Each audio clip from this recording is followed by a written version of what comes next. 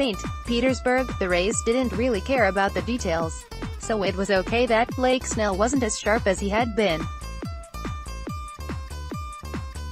That the infielders made a couple of early errors. That the offense was more dinks and dunks and infield outs than a power show.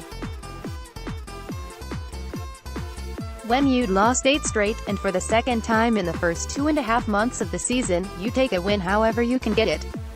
And that the Rays did Saturday afternoon, 7-3 over the same pesky Mariners who have been tormenting them, for their first win since May 30th in Oakland. Snell was nowhere near the lights-out form he showed last Sunday pitching in front of 30-some relatives and friends at Safeco Field, when he struck out the first 7 and 12 total in allowing 2 hits over 6 scoreless innings. Saturday was more of a battle over 6 innings. He allowed 7 hits, struck out only 1 and walked 2, threw a pair of wild pitches, hit a batter for the first time in the big leagues, broke too late off the mound on one play, and missed a comebacker on another. But he did enough, as manager Kevin Cash said before the game, to give them a chance to win.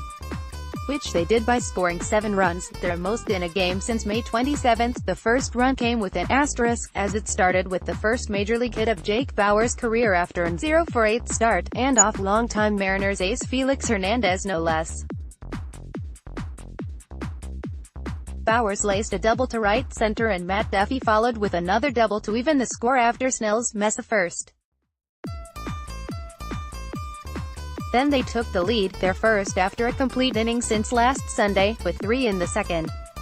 Ground ball singles by Malik Smith and Christian Arroyo got them started, then Rob "Ref" Snyder blooped in a single that shortstop Gene Segura misplayed on the bounce to score a run. Then they got 2 more on ground outs on Jesus Sucre and Daniel Robertson. They turned the 4-1 lead to 6-1 the next inning when Carlos Gomez, walking up to the SpongeBob SquarePants music, drew a 2-out walk, and Malik Smith followed with a drive to right that clanged off something at the top of or beyond the fence. The UMPS first ruled it in play, as Smith stopped at third as Gomez scored. Then they huddled and decided it was a home run, and sent Smith in. Then Mariners manager Scott Survey challenged the call, and the replay showed, in just 1:15, it was in play after all, so Smith was sent back to third. Arroyo made it a moot point, by singling in Smith. The Rays provided some excitement in the 7th when Bauers went back from first base and Gomez came over from right in pursuit of a foul pop-up near the bullpen bench. They collided and ended up tangled on the ground, but Gomez hung onto the ball.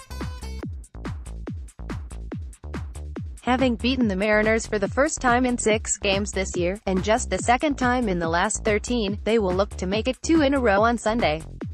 Nathan Eovaldi takes on Seattle ace James Paxton.